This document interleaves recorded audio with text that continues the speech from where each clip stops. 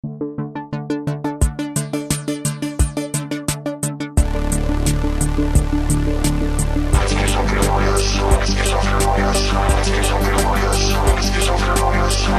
Amanda Ramalho.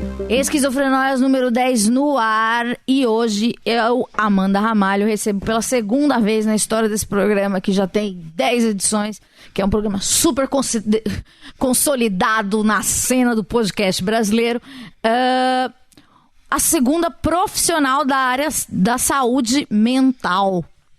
Aí recebemos um psicanalista. Se você não ouviu o episódio do psicanalista, você vai...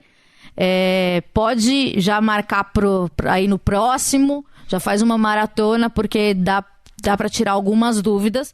E nos próximos programas a gente também vai receber mais profissionais para você tirar dúvidas. Se você tiver alguma sugestão de convidado, de tema, de profissional, por favor, envie no meu inbox, no e-mail ou nas minhas redes pessoais ou nas redes do Esquizofrenóias. E obrigado a todo mundo que está seguindo, e o programa já está fazendo bastante sucesso.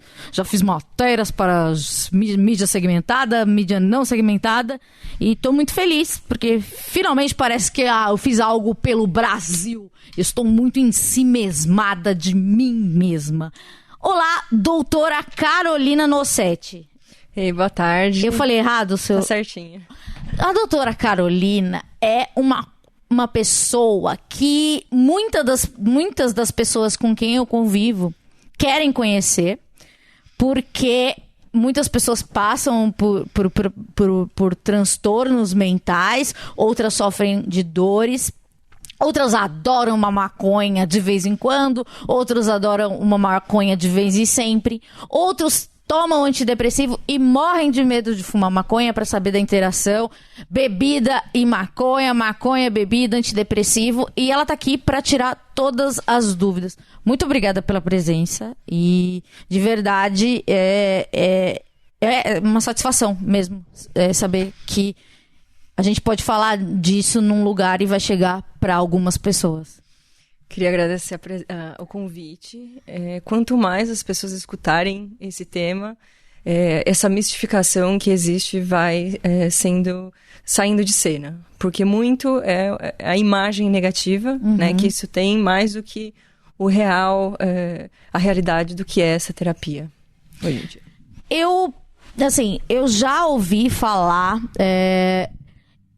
Aqui no Brasil, até onde eu sei, se eu falar bobagem, você, por favor, me interrompa e diga que eu estou enlouquecendo. Mas só pacientes terminais ou que têm uma doença muito crônica conseguem uma autorização do governo para se tratar com o óleo, com o canabidiol. É isso? Na realidade, a Anvisa não faz diferenciação entre indicações. Hoje tem uma lista com diversas indicações que eles já autorizaram. Médicos com diferentes especialidades, 32, para ser mais exato, já pediram essa autorização para a Anvisa. Então, eu nunca vi nenhum paciente sendo negado. Então, de diferentes indicações, a Anvisa permite. Por que essa informação não chega na gente? Porque não existe nenhum interesse que as pessoas saibam. A Anvisa não vai divulgar isso. Claro. Então, hoje, se encontra óleo de cannabis, extrato de cannabis, na droga raia. Sério? É um produto registrado da Anvisa, de planta. Mas daí eu preciso de uma receita controlada. Então, é super complicado para você ter esse acesso pela droga raia, porque precisa de uma receita amarela, que é controlada, somente instituições conseguem essa receita. Agora, esses óleos que estão vindo de fora, e não são só óleos, tá? São cápsulas, adesivos, spray, tem várias formas de administração dessa planta. Inclusive vaporizado. Tem líquidos para vaporizador, que podem ser vaporizado pela Anvisa. Tem uma diferença do THC pro CBD. Sim, só completando a questão da Anvisa. Tá. Eles, para a importação, é muito mais ágil em termos de papelada, porque os médicos que estão fazendo a importação, eles precisam de uma receita normal. Então, peraí, eu vou no meu médico e ele ele acha que o meu problema pode ser tratável com cannabis, ele vai pedir para importar. Porque é o caminho mais fácil do que conseguir ir na farmácia. E mesmo na farmácia, a gente não sabe se aquele produto que tá lá vai ser o ideal para você. Porque o que está registrado na farmácia é a espasticidade na esclerose múltipla, o remédio que está na farmácia hoje. Tá, que é para um problema específico. É um problema específico. Tá Agora, certo. se for fazer importação, você vai precisar de uma receita médica, de um relatório médico e de um termo de responsabilidade que você assina junto com o seu médico. Tudo isso vai para a Anvisa, é feito um formulário online e depois de cerca de 10 dias eles enviam essa autorização para o seu e-mail e 20 dias normalmente chega em casa. Certo. E então, psiquiatras, neurologistas, médicos de dor, como chama? Reumatologistas? Também, então. Inicialmente, o CFM fez uma regulamentação dizendo que eles só permitiam para psiquiatras e neurologistas prescreverem para crianças com epilepsia refratária. Tá. Essa regulamentação venceu. E os médicos que estão prescrevendo hoje, eles se baseiam numa RDC chamada de RDC 38, que visa o uso compassivo. Então, compassivo é o mesmo no sentido de compaixão. Tentou tudo, não deu certo, e eu, agora, compaixão para o meu paciente. É o último recurso. Isso, exatamente, é o último recurso. Essa questão de compassividade, o Conselho Federal de Medicina mesmo não se definiu. Eles não definem exatamente o que é. Mas existe uma RDC 38 da Anvisa que fala que se você quiser prover isso para o seu paciente dentro desse sistema de compassividade, é para você usar aquela regulamentação. Então, muitos médicos hoje, que não são neurologistas, que não são psiquiatras, colocam essa RDC no final da sua receita, do seu relatório, dizendo, estou prescrevendo com base nessa regulamentação, porque a Anvisa me permite. E é isso que eles estão usando hoje, esse sentido de compassividade no tratamento. E eu perguntei sobre o THC e o CBD. Então. O THC é a brisa, tá certo? Sim. E o CBD é o analgésico? Não só analgésico, mas a planta em si, ela tem mais de 100 canabinoides. E não são só canabinoides, que são essas moléculas ativas. Também tem terpenos, flavonoides e outros componentes menores. Os terpenos são aquelas substâncias que você sente na natureza, o limão, que tem cheiro. Todas essas flores que têm cheiro são os terpenos que trazem. E eles também têm um componente terapêutico. Então... Tipo óleo essencial. Exatamente, tem até uma aromaterapia toda baseada nisso, né? Então, essa divisão entre o THC faz isso e o CBD faz aquilo, depende primeiro muito da dosagem, né? A planta tem esses mais de 100 canabinoides e esses compostos menores. Então, não dá para dizer que todo THC vai fazer isso ou todo CBD vai fazer aquilo. Mas existem indicações mais específicas. Por exemplo, a ansiedade... A gente sabe que o CBD é muito mais indicado para ansiedade do que o THC. Mas o THC pode se fazer necessário dentro de algo que se chama efeito comitiva, que diz que os componentes da cannabis juntos fazem são mais efetivos do que os seus compostos isolados. Então, vou te dar um exemplo. Tem um produto registrado, não vou falar o nome aqui, mas é um sintético de THC. Tá nos Estados Unidos, está na farmácia, nos Estados Unidos desde os anos 80. Então, não é de hoje que eles sabem. Eles tiram uma propriedade X... Pegaram uma molécula, que é a molécula de THC, sintetizaram no laboratório. Isso é vendido na farmácia desde os anos 80 nos Estados Unidos. Então, não é de hoje que eles sabem que é bom para náusea, que é bom para o sono. Isso já é conhecido. Mas eles veem que, primeiro que após alguns meses o efeito não é o mesmo. Satura o receptor. Assim como um antidepressivo, o corpo acostuma, né? Exato. Ou até o shampoo, o nosso cabelo acostuma.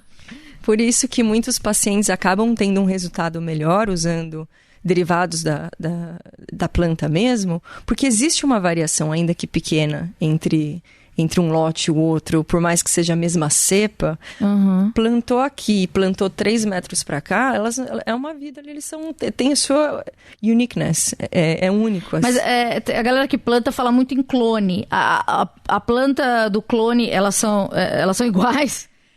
Então, a planta elas do são clone, a mesma? se você planta, tem um clone aqui, você pega, coloca ali, já é um outro...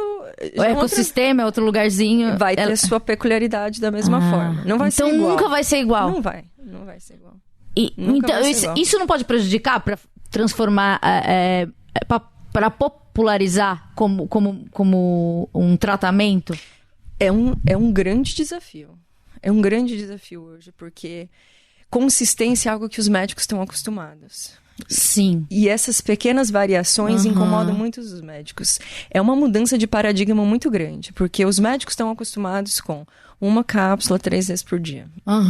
Aí você virar para um médico e falar assim, olha, agora você vai começar devagar e vai subir aos poucos, aí você vai tentar a cepa assim, depois você vai tentar outra cepa, aí de manhã você vai sugerir para o paciente usar óleo e de noite um spray nasal. Tô dando um exemplo. O médico não está acostumado com esse tipo de... É quase uma homeopatia, né? É uma coisa... É aquela como que é? Não é antropofagia. Antroposofia. É uma coisa... Tem que ser maconheiro, né, gente? Maconheiro é coisa lerda, mas, né? Uma coisa mais no flow e etc.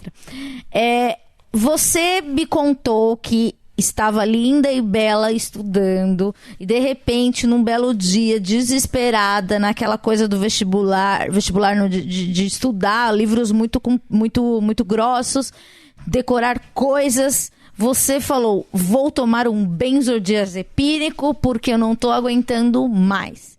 Daí de repente a cannabis te encontrou. Por favor, conta mais. Bom, logo depois que eu formei, fui embora para os Estados Unidos, fiquei lá quase 10 anos. No meio desse processo, eu estava fazendo revalidação do meu diploma. E estava com muita dificuldade realmente de chegar em casa, comer e dormir. Estava tentando achar algo terapêutico para resolver essa questão. Só que eu estava com muito medo mesmo de benzodiazepínico. E já tinha trabalhado com nutracêuticos antes. O que é nutracêutico? São alimentos com potenciais terapêuticos. Então, eu trabalhei com açaí, por exemplo. Eu sabia que tinham propriedades terapêuticas do açaí. Então, um colega médico, na época, mencionou sobre cannabis como uma norte-americano ou brasileiro? Ele era iraniano. Ele é iraniano. E ele estava fazendo esse mesmo exame que eu. Então ele falou, você considerou cannabis? Quando eu estava considerando um benzodiazepínico. Eu falei, não considerei cannabis, mas fiquei muito curiosa. Aí fui, no Google, cannabis medicinal, terapia e tal. E achei uma lista enorme de indicações, que estão aí há muitos anos, a cannabis está sendo usada há muitos anos, mais de 2347 a.C. já tem relatos, então não é... No primeiro livro de medicina na China, isso já estava sendo referenciado. Diversos cientistas e médicos usavam isso ao longo da história. E até o começo desse século, a cannabis era o produto mais prescrito pelos médicos nos Estados Unidos. Era um remédio e o remédio mais prescrito. Então, isso já não é de hoje. Então, quando eu pesquisei, eu achei as indicações. Inicialmente, eu achei, aparentemente, sono e fome funcionam, essas duas.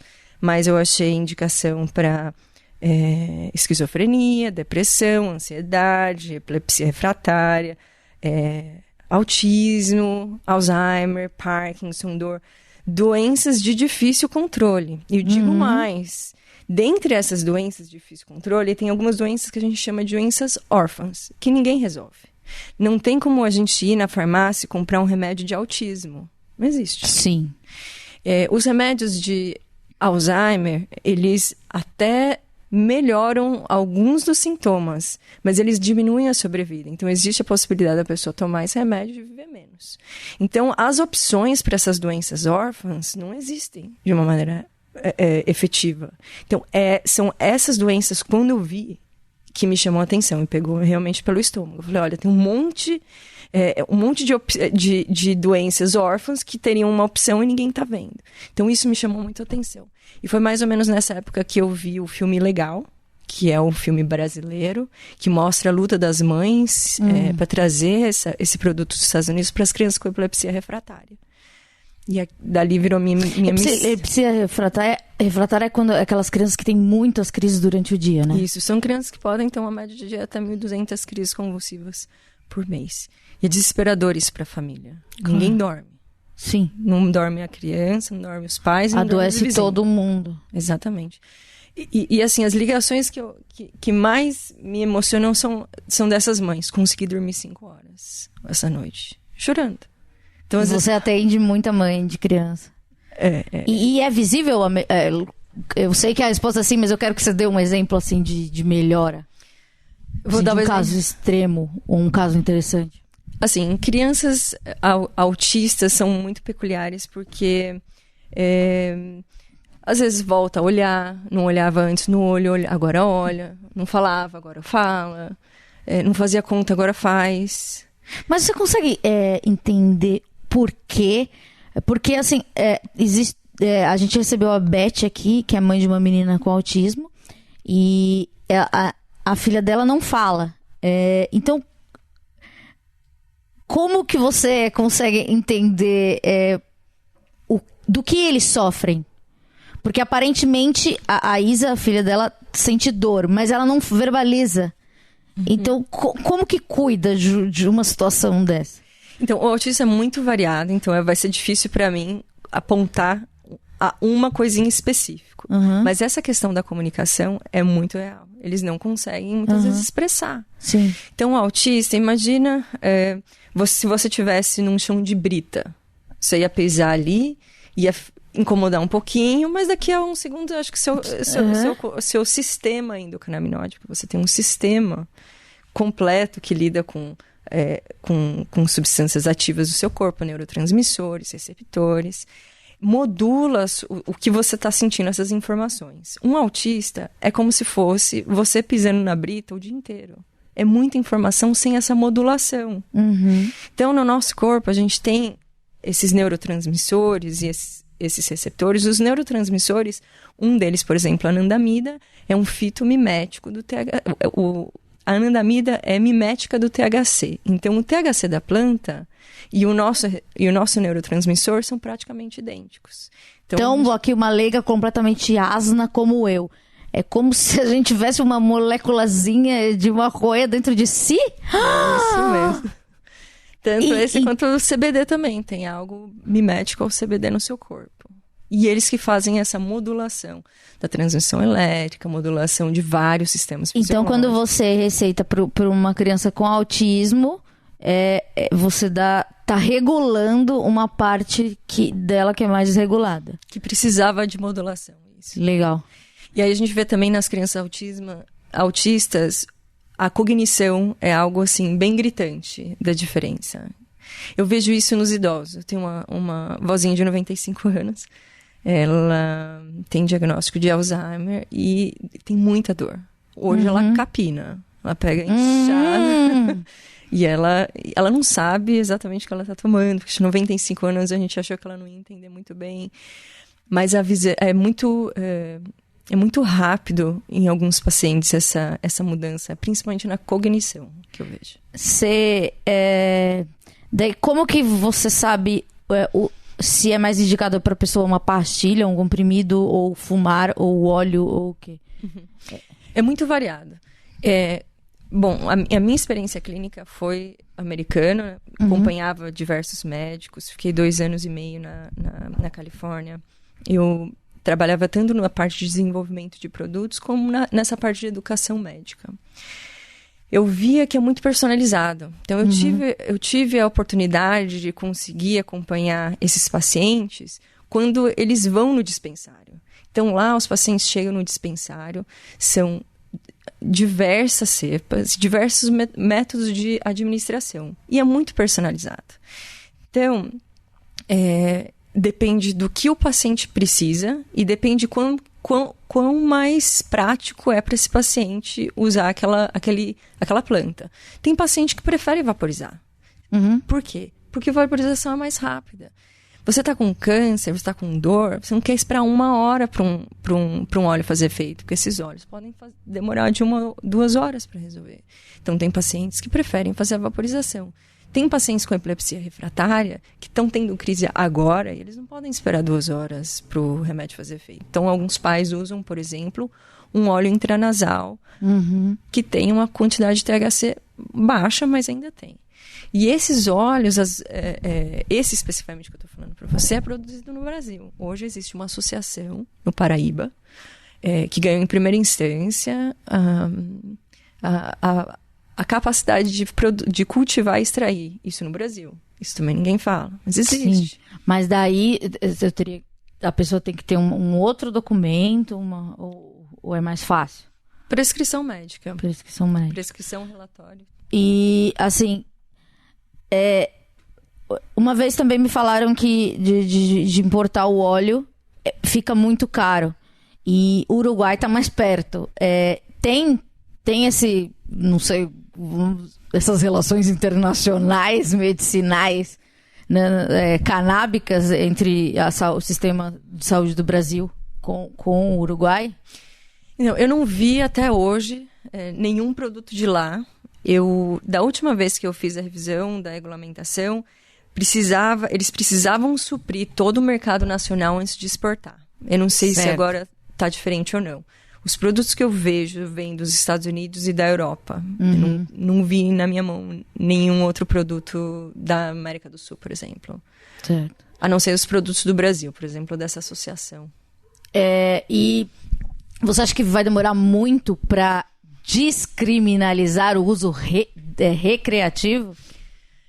Recreativo, acho que vai demorar. Eu não gosto muito dessa palavra recreativo, porque, vou te dar um exemplo. Se você tá estressada e você tem um hábito de tomar uísque, você chega no final do seu dia... não é uso recreativo, né? Normal. É um uso... É apenas um hábito. É um uso. Se você usar o álcool como terapêutico... Nesse caso, tá em casa, chegou, relaxou, vou tomar um uísque. Isso é recreacional? Não, é só apenas um hábito. Então eu tenho dificuldade de aceitar essa questão recreacional. Não vamos dizer social, tá? Porque para dar uma amenizada, né? Porque é droga. É uma planta, é a mesma planta que se usa no recreacional, no social, no medicinal, é a mesma planta. Eu acho que vai demorar muito porque a gente tem uma necessidade agora dos pacientes. O controle disso é extremamente rigoroso em outros países. Tem que ter uma proteção de policiais no cultivo, tem que ter... Por exemplo, em Israel, eles têm dois laboratórios só que fazem extração autorizadas pelo governo. Eu fui lá algumas semanas atrás, eles têm... É muito grosso a porta que cuida disso tudo. E eles falam, a gente sabe que alguém vai vir aqui uma hora ou outra. A gente sabe. Lá não pode ainda. Lá pode, mas muito assim, dentro desse lugar medicinal.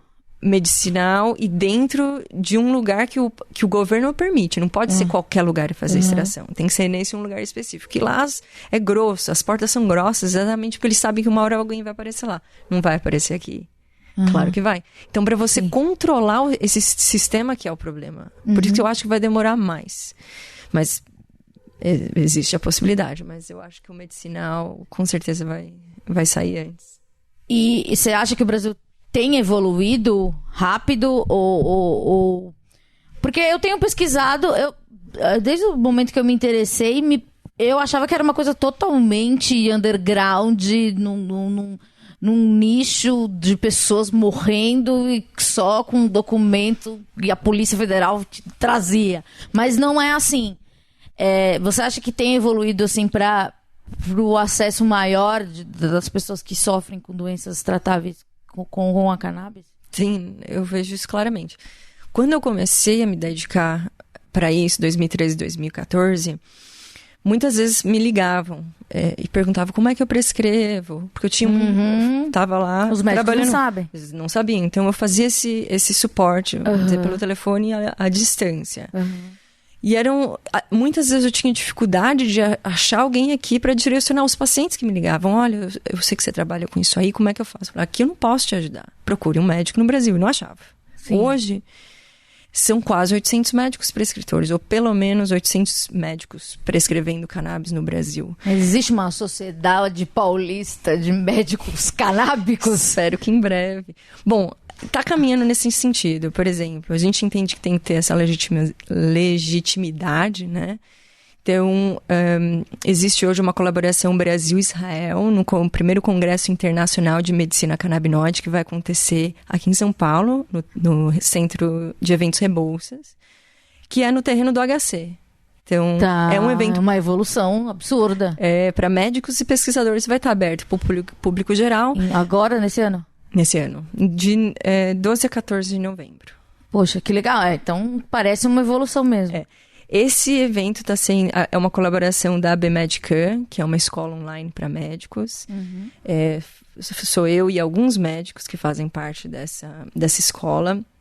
E a gente dá aula em hospitais, em clínicas. É um trabalho de formiguinha. Mas é essencial que os médicos estejam unidos e educados, porque é muita informação. A gente não aprende isso na escola de medicina. A indústria farmacêutica, eu já imagino vendo uma pessoa da indústria farmacêutica de terno, assim, num carro preto, já veio falar com você, alguém assim, muito nebuloso, fala assim, o que você está fazendo? Não mexe no nosso trabalho.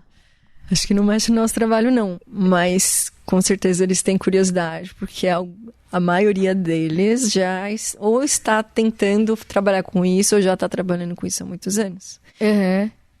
Tanto é que eles guardam a informação para soltar quando for prudente. E eles têm isso registrado. Nos estudos. O produto, de hoje termos um produto na farmácia, quer dizer que eles já estão dentro desse universo. É uma indústria farmacêutica que registrou esse produto. Sim. O outro é o que eu falei pra você, que chama Marinol. Esse produto é um sintético de THC, tá na farmácia há muitos anos. Então a indústria farmacêutica receita já amarela, está. A pessoa já quer comprar. Receita amarela? Ai, meu Deus, que merda. A amarela é a mais difícil, viu? A azul você consegue engambelar o médico, mas a amarela, pessoas... Eu vou fazer um especial das cores das receitas. A amarela é péssima. Ninguém libera amarela. Mas olha como não faz sentido nenhum. Aqui você precisa de uma receita amarela para comprar um produto que é mortalidade zero. Assim, ninguém nunca morreu disso. A não ser que caiu 1 tonelada de cannabis na sua cabeça na rua, aí você morre. Mas E para ser 1 tonelada de cannabis é muito, né?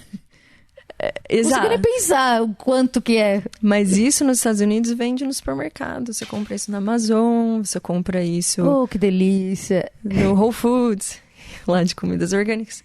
Então isso não faz muito sentido, a não ser que seja essa questão de ter uma proteção ali do sistema. Muitas portas pesadíssimas para ninguém entrar. Eu vou... Quantos minutos nós temos? Meia hora, então acho que é a hora das perguntas.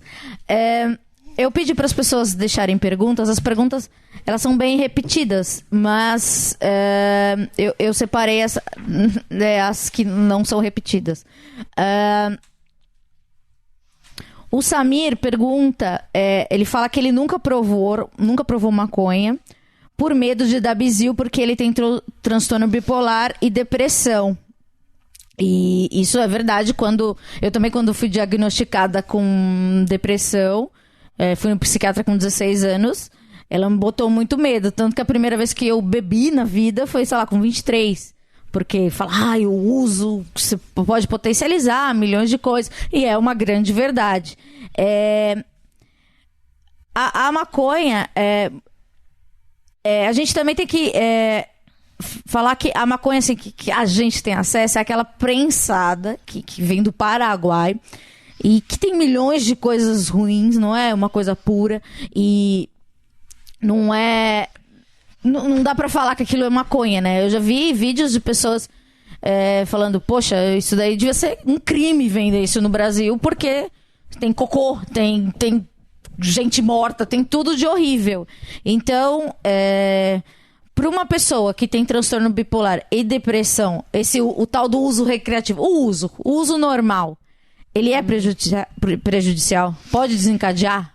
Então, a cannabis tem mais de 20 mil cepas documentadas. Então, é muito difícil de saber aqui a origem desses produtos, quanto de THC tem ali, quanto de CBD tem ali, quais terpenos. Então, eu não consigo dizer, porque eu não sei o que está ali. Agora, óleos ricos em canabidiol são usados tanto para depressão quanto para transtorno bipolar. Sim. O THC em si, às vezes é usado para depressão, mas aí depende de saber a cepa, depende da gente saber a origem. Então, primeiro tem que saber que planta que é.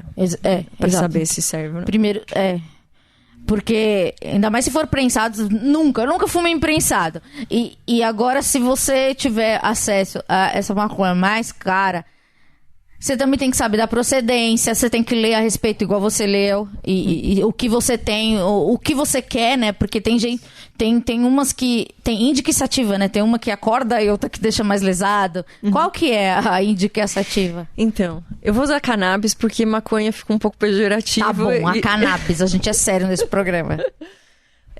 Pra gente não continuar essa imagem negativa. A diferença entre sativa e índica é muito relativa porque é tudo híbrido hoje. É difícil de você... Se a gente tivesse a planta original... Não existe a planta original mais, né? Assim como os cachorros originais não existem. Não existe mais. Exato, é bem nessa. É bem nessa linha. Por quê? Hoje é tudo híbrida. Outra coisa, muitas pessoas que mexem com taxonomia, que é dar nome às coisas, eles divergem em opiniões com relação a esse nome sativa e índica. Eu não vou entrar aqui em detalhes, Sim. Mas se a gente for pensar que uma sativa, que é sativa dominante, considerando que nada vai ser puro, uma sativa, uma planta sativa, ela realmente dá mais energia. Sim. Então, nos Estados Unidos, as pessoas, por exemplo, com déficit de atenção, executivos de alta performance, usam planta sativa que focam e que dão energia e que eles conseguem trabalhar muitas e muitas horas. A índica, ela dá mais aquela sensação que chama couch lock. Você fica como se você estivesse preso no sofá. Sim. Aí você come. Aquele relaxamento gostoso. Agora, o mesmo paciente não vai precisar só de uma sativa ou só de uma índica. Então, nos Estados Unidos, existe um programa de tratamento. O que o paciente quer? Olha, eu preciso de uma planta que me deixe focado, que tire minha dor, enfim. É que nem um remédio manipulado, né? Você vai fazer coisa que... É muito personalizado. Então tá, aí nos Estados Unidos, nesses dispensários, existem os bud tenders, que são pessoas que fazem esse direcionamento, porque os médicos mesmo, eles só podem recomendar cannabis nos Estados Unidos. Alguém tem que fazer esse cuidado, né? Então, às vezes são enfermeiras, às vezes esses budtenders, eles falam, tá, o que você quer? Olha, eu preciso de algo pra focar, que não me dê sono. Ele fala assim, tá, você vai experimentar essa flor, essa cepa. Você prefere vaporizar? Você prefere um óleo? Você prefere uma bebida? Você prefere um cookie? Você prefere... E aí faz uma curadoria dependendo do que o paciente precisa. Totalmente personalizado. Muito personalizado. E depende também da praticidade. Talvez um paciente que use um óleo, levar aquilo numa viagem não seja conveniente. Ele prefere levar uma barrinha de cereal com cannabis. Enfim, depende do paciente. Fumar muita maconha causa depressão ou ansiedade? Então, usar cannabis, quando a gente sabe que cannabis que é uma coisa. A gente tá generalizando. Sim. Então, é possível, mas não tem como a gente ter certeza. Porque a gente não sabe qual que é essa planta que as pessoas estão usando. E você acha assim, a gente reduz tudo à maconha. Eu acho que é um trabalho... Da gente, da comunicação e de vocês, profissionais, educar, né? Porque se existem mais de 2.200 cepas e 20.000 pelo menos. Nesse momento estão sendo criadas mais 184, a gente vai ter que, né, reforçar muito esse conceito que fumar pode causar isso ou não causa aquilo. Porque não é uma coisa só. São variáveis. E tem plantas que são usadas para depressão. Sim. Então, e é uma questão de dosagem. Tudo é uma questão de dosagem, na realidade. E você também tem que se conhecer, né? Porque... Isso, muito. E não minta para o seu médico, porque eu já menti muito para psiquiatras. E eu acho que... Porque também tem aquele povo que vai pra Califórnia, né? Chega, fala que tá com uma dor, não sei o que, o cara lá faz e não sei o que. Porque o cara só quer fumar o beck dele. Porque também tem todo o direito também. Mas só complementando, você mencionou, né, dessa questão de ter 20.000 cepas e... E isso é muito novo. Até pouco tempo atrás, a gente não sabia que a gente tinha esses miméticos da planta como neurotransmissores. Que a gente isso é recente. produz. Então, o neurotransmissor em si foi descoberto na década de 60, mas o sistema como um todo não faz muito tempo. Quase 20 décadas. Mas ainda, olha, é muito recente. Se a gente comparar o que a gente sabe do sistema imunológico, do sistema cardíaco, é muito diferente do que a gente sabe hoje. Então precisa mesmo que E também as doenças que estudem. são tratadas, a gente não sabe, eu, cidadã mediana, e imagino que nem os médicos, muitas coisas, por exemplo, que são doenças no cérebro, que você não tira o cérebro e faz uma biópsia.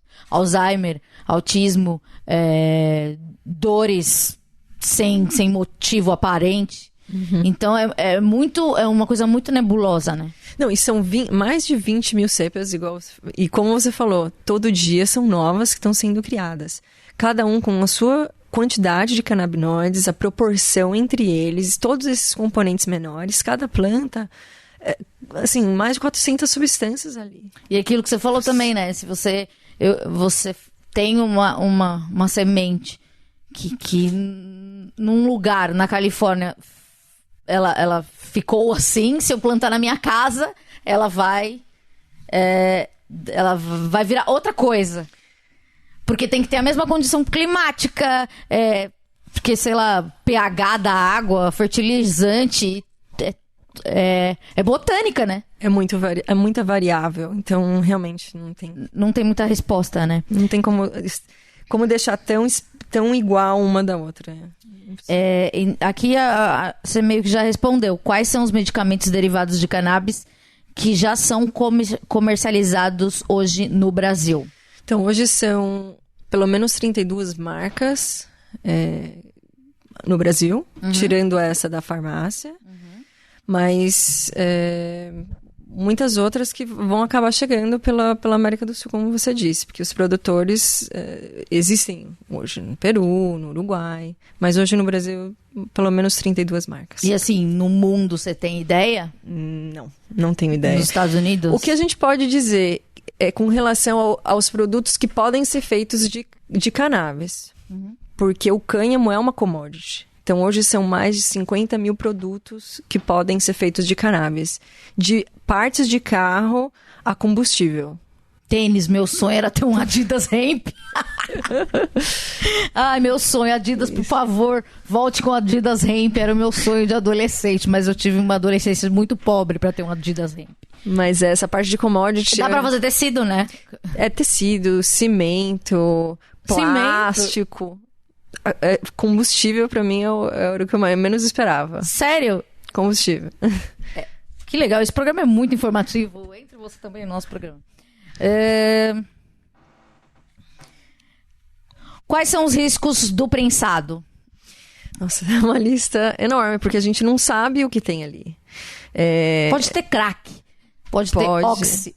Pode ter. Eu acho que eles não iam gastar mais pra colocar oxi. Não faço a menor, eu nem sei o que é oxi direito. Mas tem tudo, né?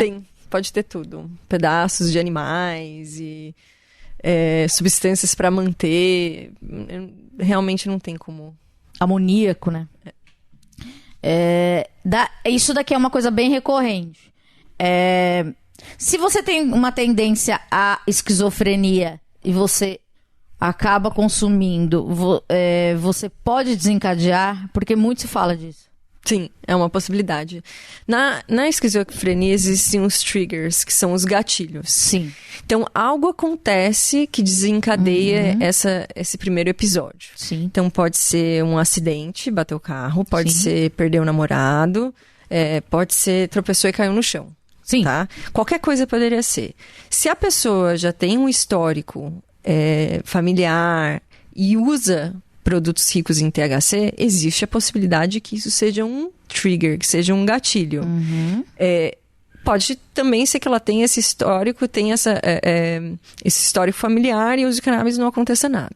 Mas existe sim a possibilidade do THC desencadear esse primeiro episódio ou outros episódios, porque o THC pode levar à psicose. O CBD, que é um outro componente da cannabis, é antipsicótico. Então, hoje tem estudos, inclusive estudos brasileiros, por exemplo, na USP, Ribeirão, que mostram o uso do CBD como antipsicótico. Então, eu acho que não tem como a gente se uma pessoa já é generalizar. diagnosticada com esquizofrenia, ela talvez possa até tratar com a cannabis. Talvez não. Pelos estudos, pode. Tá. Então, não é Seria uma indicação. ciência exata. Seria uma indicação. É isso que o pessoal lá da USP tá estudando. Mas tem muitos artigos científicos mostrando o benefício do uso do canabidiol em esquizofrenia. Legal. Fumar tem o mesmo efeito da cápsula e do óleo? Não. O óleo tópico, né? A cápsula é uma cápsula de óleo? É uma cápsula de óleo. comprimido? Não, Tá. é uma cápsula de óleo. Tem algo que se chama o metabolismo do fígado, first passage. Então, se você come alguma coisa, essa substância vai ser metabolizada no seu fígado. No caso dos óleos, ele sai do delta 9 para o 11-OH, que é um outro ativo. Quando você fuma, você absorve desse jeito mesmo, como delta 9. Então, não é a mesma coisa. O 11-OH, ele é bem mais Concentrado? é mais forte para o organismo no mas ele sentido que você... demora vai demorar agir. vai demorar para você sentir o efeito e vai demorar mais essa sensação vai demorar por ser prolongada por mais tempo do que se você fumar, por exemplo, ou vaporizar. Então, é aquilo que você falou, né? Tem que conhecer e, de repente, é o problema. Se você tá com uma coisa mais pontual, ou se sua doença é uma depressão, que a depressão é uma coisa muito mais gradativa, você tem... vaporizar e fumar tem diferença? Sim.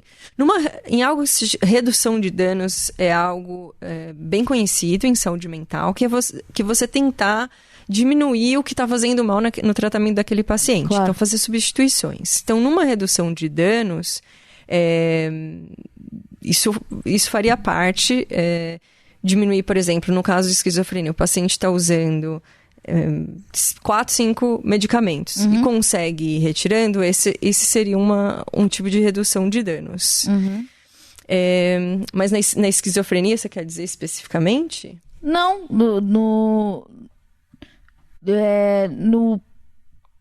eu até me perdi. Pera. Fumar uma coisa tem o mesmo efeito. Se fumar e vaporizar tem o mesmo efeito. Porque Tá. quando você fuma, ele é mais seco, né? E a questão, o vaporizador, ele tira aquela necessidade do papel e de todo... Parece que exige mais do corpo, né? Você vai inalar aquela fumaça. O vaporizador... Mas não você tem perde isso. propriedades quando você vaporiza ou você ganha? Você pode ter as mesmas propriedades, porque Tá. depende da temperatura. E aí os canabinoides, para eles serem ativos, eles têm que ser descarboxilados. Sim. Então, o aquecimento que leva essa descarboxilação. Então, se você consegue colocar o vaporizador na mesma temperatura que você tinha quando você estava usando o papel, você vai descarboxilar os mesmos canabinoides e você vai ativar eles. Eles vêm na forma ácida na planta. Por isso que você come, você não vai sentir nada. Mas os compostos estão ali. Então, numa redução de danos, é melhor você usar um vaporizador, porque você não está colocando essa fumaça dentro do seu pulmão. Não tem necessidade se o vaporizador existe. O que pode acarretar se uma mulher fuma na gravidez? É É controverso? muito controverso. Ai, obrigado, porque eu sempre quis ser uma mãe. Varia muito. Varia. E aí acaba também entrando, às vezes, numa discussão. Bom, a gente sabe dos riscos que tem algumas medicações para gravidez. Sim. E a gente sabe que essas mães vão tomar de qualquer forma, eles vão precisar de alguma coisa para resolver o que elas estão sofrendo, se é dor e tal. Aí você pensa, melhor tomar algo processado ou algo natural que tem compostos parecidos no nosso corpo? E aí É uma decisão pessoal. É muito... E com o seu médico também. médico e da pessoa. Daí aqui uma pessoa fala que já leu sobre autismo, dores, fibromialgia, Alzheimer. E o pai já faz uso e é bem eficaz. e ele já diminuiu bastante o antidepressivo. Isso Aquilo mesmo. que você falou. Qual é a expressão mesmo? Redução Não de danos. desmame. Né? Redução de danos. Mas acontece esse desmame mesmo. A gente vê isso em muitos pacientes. Aliás, essa é um dos motivos que às vezes as pessoas começam a usar. Porque tomam uma medicação, aí tem um efeito colateral. Aí inclui outra medicação, aí tem um outro efeito colateral. E aquilo vai incomodando a pessoa. Então eles falam Sim, porque daí você toma um medicamento que você fica com insônia. Daí você toma outro pra acabar com a insônia. Quando você vê, você toma 7 comprimidos por dia. Eu tô falando porque eu já vivi isso. E daí você já não sabe o que é doença e o que é efeito colateral. É isso mesmo. É bem complicado também essa matemática do psiquiatra.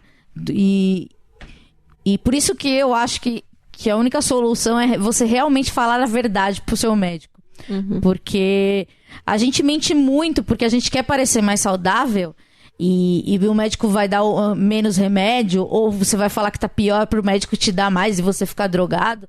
Então, a gente passa muito... eu acho que a informação correta só você tem. E eu acho que é isso, né? Eu adorei o programa de hoje e eu posso chamar para mais uma edição, claro, quando eu ficar muito mais PhD no assunto. Eu queria saber assim,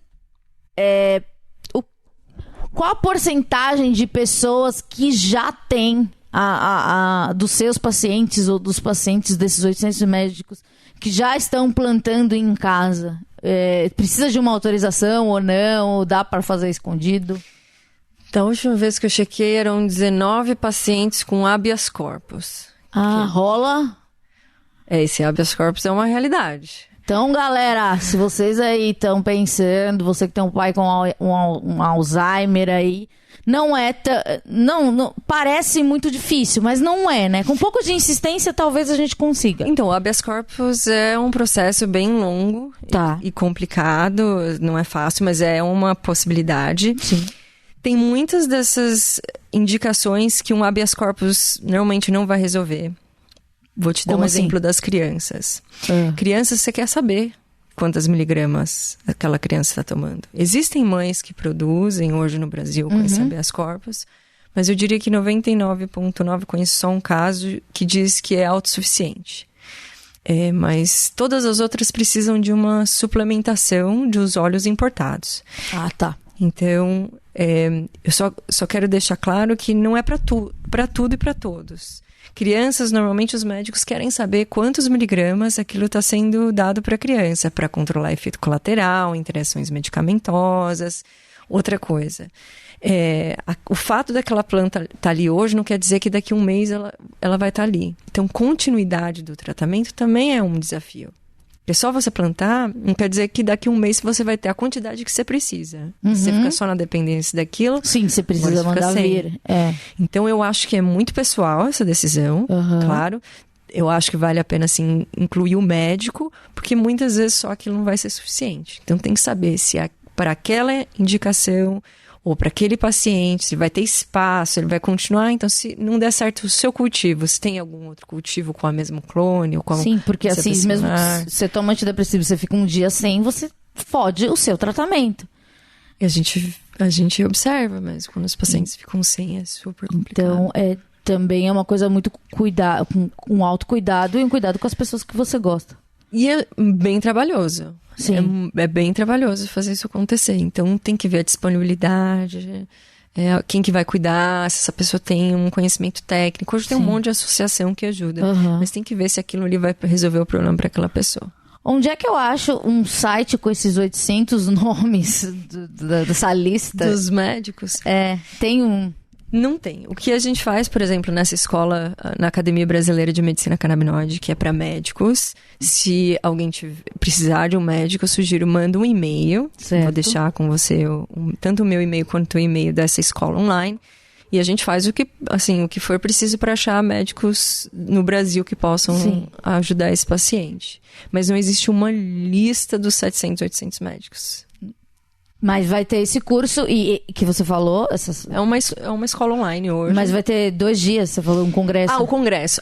O congresso... Em novembro. Em novembro. E eu não sou estudante de medicina, posso ir? Tá. E lá vão ter 2 workshops dessa mesma escola para médicos que vão acontecer nos dias do evento.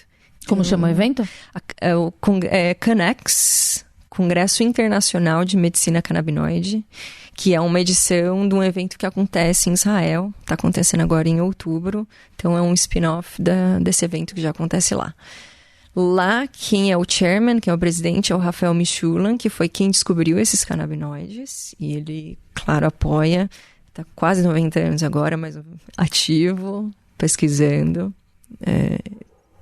Tá dando suporte aqui na gente para acontecer isso no Brasil o mais rápido possível.